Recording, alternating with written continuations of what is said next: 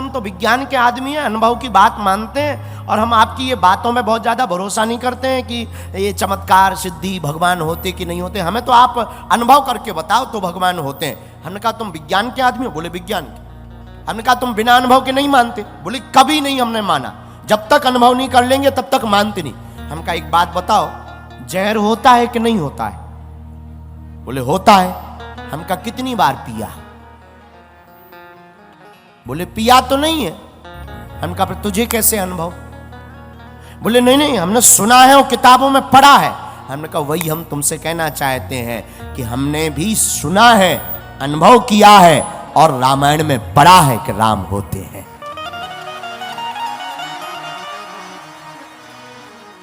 इसलिए कथा के एक नियम है, तो प्रातः काल ब्रह्म मुहूर्त में उठ सको तो उठो, कथा में आरती के पहले आकर बैठो, आरती के बाद में जाओ, मस्तक पर तिलक लगाओ, कथा का चिंतन घर पर सोते समय करो, जागने के बाद करो, जो कथा सुनी उसका चिंतन करो। 5वां नियम, आहार की शुद्धि रखना। आहार जानते हो? भोजन। आप इतना खाओ, वैसे तो व्रत रहना चाहिए, फल पाओ, जूस पियो, पर अगर कोई आपको बीमारी है ना, खा सकते हो, दोनों टाइम खा सकते हो, पर इतना ज्यादा मत खाना कि कथा के बीच में ही जाना पड़े। थोड़ा कम पाओ, लिमिट का पाओ, बगल वाले को भी तुमसे दिक्कत ना हो, तो थोड़ा कम पाओ, तुमको भी दिक्कत ना हो, बगल वाले को भी दिक्कत ना हो, थोड़ा सा कम पाओ। ये आहार पर शुद्धि। 6वां नियम, आसन लेकर के आप आओ तो ठीक है, नहीं तो आसन यहां बिछी है लाल कलर की, उसी को आसन मान के पहले प्रणाम करो, मन को एकदम शांत करो, और कथा में जो चरित्र बताए जाए ना, उसे किसी और का चरित्र नहीं, उसे अपना ही चरित्र मानो, अपने आप को वहां देखो। 7वां नियम, कथा का 7वां नियम यह है, झूठ मत बोलो। वैसे तो तुम्हें मानना है नहीं, 5 दिन की कथा में 5 दिन मत बोलना। अच्छा, झूठ ना निकले इसका उपाय क्या? तुम 5 दिन कम बोलो, उतना ही बोलो जितने में काम चल जाए। कम बोलने से झूठ कम बोलता है, ज्यादा बोलने से लंबी लंबी आदमी फेंकता। अब कुछ भी नहीं तो ऐसे ही फेंकता। अरे बोले हमारे जमाने में कथा हुई थी, 1.5 लाख लोग आए थे, अब भले ही 150 लोग आए हो, तो कम बोलेंगे ना, झूठ कम बोलेंगे। 8वां नियम, अपने दुश्मन पर भी ईर्ष्या मत करो। अगर आपके सामने शत्रु भी आ गया, कोई ईर्ष्या मत करो, स्वागत करो उसका। अगर नहीं भी बोलना है ना, इग्नोर करो। दवा ठीक है, पर दवा पीने का तरीका है, और अगर तरीके से आप दवा नहीं पियोगे, दवा काम नहीं करेगी। दवा असर तब करती है जब तरीके से पियो, वरना रिएक्शन कर जाएगी, एक्शन गलत हो जाएगा। अगर इंजेक्शन आपका हाथ में लगाने की जगह तुम खुपड़िया में लगा लो, शरीर ही तो है, कहीं भी चला जाए दवा जानी चाहिए, और तुम खोपड़ी में ठोक लो, तो क्या रिएक्शन करेगी कि नहीं करेगी? बिल्कुल करेगी। और पता लगे पागल हो जाओ, चले जाओ, तप जाओ। इसलिए दवा का नियम है, इंजेक्शन कहां लगना चाहिए वो प्रॉपर एक नियम है, वैज्ञानिक पद्धति है। वैसे ही कथा भी विज्ञान से भरपूर है, इसमें जगह जगह वैज्ञानिकता है। जो भी कथा को सुनेगा इन नियमों के साथ, हमारी कथा साइंस से अलग नहीं, साइंस इससे प्रकट हुआ है, इससे प्रकट हुआ। तुम अपने विज्ञान की बात, हम तर्कवादी लोगों से बहुत विरोध में नहीं है, जो तर्क वाले लोग हैं, पढ़े लिखे लोग हैं, कभी भी हमसे वो कोई क्वेश्चन करते हम स्वागत करते हैं, आप क्वेश्चन करो, आई एक्सेप्ट इट, हमारे पास जवाब है, हम जवाब देंगे और तुम्हें मुंह तोड़ देंगे। एक आदमी मिला, अब हम ये नहीं बताएंगे कि वो महाराष्ट्र का था, इसलिए नहीं बताएंगे क्योंकि अभी 4 दिन हमें रुकना भी है, टिकना भी है।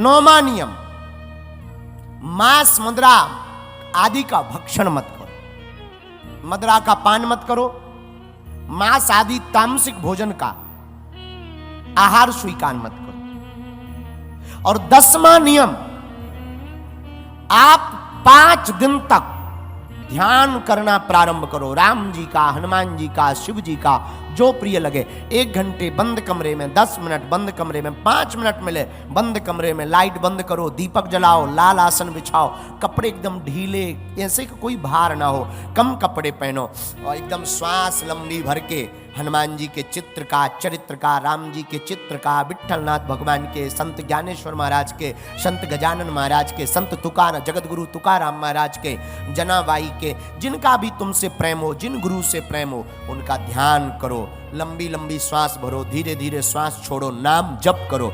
ये 10 नियम आप अगर कथा का करेंगे तो आप 5 दिन में परिणाम पाएंगे कि आप जो पाने आए हैं वो कथा से आप लेकर के जा रहे हैं। केवल 5 दिन में आपको रिजल्ट मिलेगा, 6वां दिन नहीं लगेगा। हाँ, लेकिन यह बहुत महत्वपूर्ण है कि तुम कथा में किस लिए आए हो। केवल कथा के लिए आए या तुम तमाशा देखने आए। तुम तमाशा देखने आए तो सिर्फ तुम्हें तमाशा दिखाई देगा और तुम्हारे हाथ तमाशे के अलावा कुछ भी नहीं लगेगा। लेकिन अगर तुम कथा में कथा के लिए आए हो तो तुम्हारे जीवन में राम का चरित्र हाथ लग जाएगा। राम का चरित्र जीवन में हाथ लग जाए। इन 10 नियमों का पालन करके आप 5 दिन की चर्चा को सुनेंगे। एक बात और, कामुक चीजें बहुत कम देखना है, इनका मंथन भी बहुत कम करना है। आजकल सबसे ज्यादा ये घातक हो गया युवान बच्चों में। जब से ये मोबाइल आया हमारे युवान बच्चे बहुत बिगड़ गए, हमारे युवान बच्चे बहुत परेशान हो रहे हैं, इनका वीर्य क्षरण हो रहा है, इनका तेज घट रहा है, हमारे युवान बच्चों की याददाश्त जा रही। हमारे पास युवान बच्चे हमको मिलने आते हैं, वो क्वेश्चन करते हैं कि हमारा मन नहीं लगता, मन बहुत विचलित है। मन इसलिए नहीं लगता क्योंकि तुमने मन को इतना घुमा दिया है कि वो मन वहां घूम रहा है, यात्रा पर, ट्रेवलिंग पर निकल गया मन। तुम तो यहां हो पर पता लगे तुम्हारा मन अभी चाट खा रहा है। किसी का मन मार्केट घूम रहा है, किसी का मन टीवी घूम रहा है, किसी का मन बीबी में भी घूम रहा है, चल रहा है, भाग रहा है। और हम आपको आज कथा में बहुत प्रारंभ में बहुत बड़ी बात बोले, शायद तुम्हें समझ में नहीं आई, फिर से दोहराते। हमने कथा में कहा कि आप ढोंग की जिंदगी से ढंग की जिंदगी जियो। ढोंग की जिंदगी मतलब दिखावे की जिंदगी। आप जो नहीं हो वो दिखाने की बिल्कुल कोशिश मत करो। 1, आपको लोड नहीं लेना पड़ेगा। 2, आपको ढोंग के लिए, दिखावा के लिए कुछ याद नहीं करना पड़ेगा। 3, आपकी कोई बेइज्जती नहीं कर पाएगा, क्योंकि तुम जो हो वो इज्जत तुम्हारी कोई नहीं मिटा पाएगा। वरना तुम्हारा 1.5 मिनट में ईगो हर्ट हो जाता है। आप दिखावा की जिंदगी जी रहे, आप एमएलए हैं नहीं, पर एमएलए के आप भतीजा बता रहे। बड़ी टेंशन। अब कोई तुम्हें सलूट ना मारे, कोई तुम्हें आगे ना बैठाए, कोई तुम्हारा हाथ पकड़ के स्वागत ना करे, तुम्हें तुरंत दिमाग खराब हो जाना है। फिर तुम कथा में आए हो सम्मान दिलाने राम को आए हो या तुम खुद सम्मान पाने आए हो? तुम राम को जानने आए हो या दूसरों को, अपने आप को जनाने आए हो? फिर राम को जानना बहुत आपके लिए क्षुद्र हो जाएगा, खुद को जनाना आपके लिए उत्तम हो जाएगा। इसलिए मेरे प्रियजनों, कथा में आप कौन हो ये घर पर रख कर आओ। कथा में तो तुम राम जी को पागल हो ये सोच करके आओ। माथे पर टीका, अपने बच्चों को भी सुनाओ। 5 दिन का चरित्र इसी नियम के साथ। 5 दिन में तुम बच्चों के व्यवहार में परिवर्तन देखो। बहुत क्रोधी बच्चा है, ये 5 दिन का नियम डालो, व्रत का डालो, प्रातः काल उठाओ, उसे जबरदस्ती 5 दिन उठाओ, 5 दिन कथा में बैठाओ। 5 दिन के बाद 6वें दिन उसके जीवन में परिवर्तन देख लीजिए। आपका बालक महान ना बनने लगे, आपका बालक राम के चरित्र के आदर्श पर ना जीने लगे तो कहना। ये राम कथा बहुत अद्भुत है। इसका प्रागट्य आदि कवि महर्षि वाल्मीकि जी से हुआ है। वाल्मीकि जी वो जिन्होंने उल्टा नाम जप करके राम जी को पा लिया। जोर से बोलो और जोर से बोलो। अब हम क्या बताएं? बहुत लोग आते हैं हमारे पास, हम बहुत कथा सुनते गुरुजी, पर फायदा नहीं होता है। एक बार हमने यही नागपुर में कथा में कहा कि स्वर्ग किस किस को जाना है, जरा हाथ उठाओ। बहुत लोगों ने तुम्हारे जैसे हाथ उठा लिए। अच्छा, यहां किस किस को स्वर्ग जाना है, हाथ उठाओ। ठीक है, नीचे कर लो। जैसे कुछ लोगों ने नहीं उठाया, ऐसे ही एक आदमी ने और नहीं उठाया था। तो हमने उससे पूछा कि क्या नाम है तुम्हारा? बोले गुरुजी हमारा नाम है चंगीलाल। हमने कहा तुम्हें स्वर्ग नहीं जाना है, तुमने हाथ नहीं उठाया? बोले गुरुजी क्षमा करो, हमारी पत्नी कह रही थी कथा सुन के सीधा घर आना वरना टांगें तोड़ देंगे। ऐसे डरपोक लोग भी होते हैं।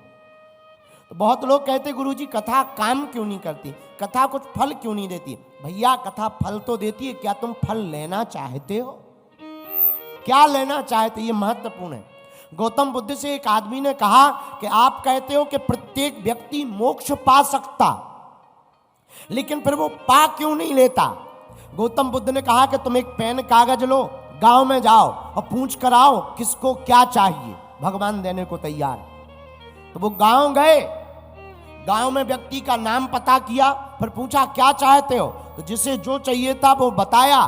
शाम को जब गौतम बुद्ध के पास वो व्यक्ति रजिस्टर लेकर आया, गौतम बुद्ध ने कहा कि बताओ कितने लोग मोक्ष पाना चाहते? पर आश्चर्य की बात है कि रजिस्टर में एक भी नाम ऐसा नहीं था जो मोक्ष पाना चाहता हो। कोई बेटा चाहता था, कोई पत्नी चाहता था, कोई पड़ोसी चाहता था, कोई मकान चाहता था। तब गौतम बुद्ध ने कहा भैया हमने ये कहा था कि मोक्ष सब पा सकते हैं, पर यह भी तय है कि पाना कौन चाहता है। वही हम कहना चाहते कि कथा से हनुमान जी को सब मिल सकते हैं, लेकिन तय ये है कि क्या तुम हनुमान जी से मिलना चाहते हो? यदि हां तो ना जाने किस रूप में नारायण, किस रूप में आपको नारायण मिल जाएंगे, कोई ठिकाना। बोलो सीताराम। इसलिए राम नाम, राम की कथा बड़ा प्यारा साबुन है। साबुन जानते हो? साबुन क्या होता है? मैल को खत्म कर देता। और राम कथा क्या? हे जीरे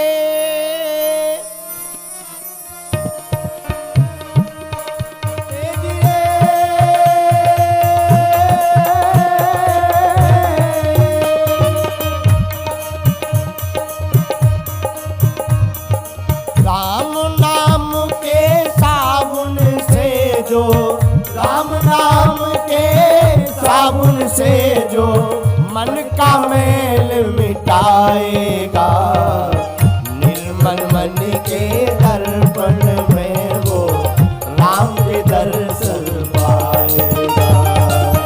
निर्मल मन के दर्पण में वो राम के दर्शन पाएगा।